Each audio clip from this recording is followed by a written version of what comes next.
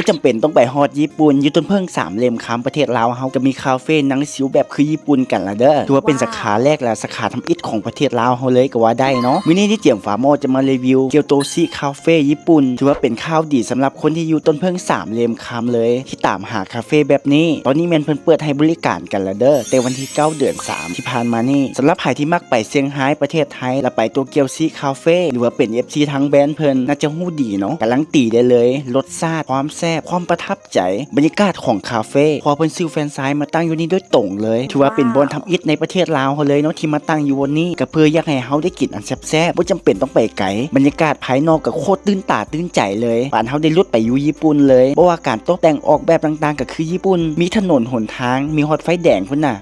สำหรับหนุ่มๆสาวๆคนใดที่มักถ่ายรูปเนาะอันนี้มันตอบโจทย์เลยห้ามพลาดเด็ดขาดเพราะว่ามุมใดก็ถ่ายรูปออกมางามไปหมดถ้าว่าบ่มีตากล้องติดต่อหาที่เจียมฝาหม้อได้เด้อและส่วนบรรยากาศข้างในก็โคตรอบอุ่นเลยมีโต๊ะตั้งให้เฮาเลือกหลายบอนเลยส่วนมาเมนูก็มีให้เฮาเลือกหลายอย่างเช่นเดียวกันราคาก็บ่แพงเนาะเพราะว่าจะเป็นเครื่องดื่มกาแฟที่เป็นซิกเนเจอร์ที่ไผมาก็ต้องได้สั่งนั่นก็คือโกโก้พรีเมียมประเภทของหวานจะมีหลายอย่างให้เฮาเลือกคือกันเพราะว่าจะเป็นขนมโดนัทไอศครีมสตรอเบอรี่ครีมโดนัทกรอบแบบนี้ก็คือรสชาติโคตรแซ่บเลยทุกคนสุดแต่จะพรรณนาออกมาได้ล่ะเนาะและเป็นประเภทข้าวอาหารเพิ่นก็มีให้สั่งเด้อว่าจะเป็นอาหารญี่ปุ่นเพิ่นก็มีขอบอกเลยว่าเมนูใดก็เป็นอันแซ่บๆอันนี้คือที่เจียมฝาโมสั่งมากินแล้วเพราะว่าจะเป็นข้าวแกงกะหรี่พร้อมไข่ข้าวแกงกะหรี่ทอดพริกและเมนูอื่นๆอีกหลายอย่างอันนี้ให้ทุกคนมาเลือกเอาเนาะบ่ว่าหลายละเด้อเจ็บคอมีแต่ว่าให้ทุกคนมาลองสัมผัสเองเนาะรับประกันเลยว่าบ่ผิดหวังกันแน่นอนเกียวโตซิคาเฟ่สาขาแรกและสาขาทำอิฐของประเทศลาวสถานที่มันตั้งอยู่ที่บ้านดอนมูลเนาะแคมป์ทางใหญ่เลยติดกับธนาคาร JDB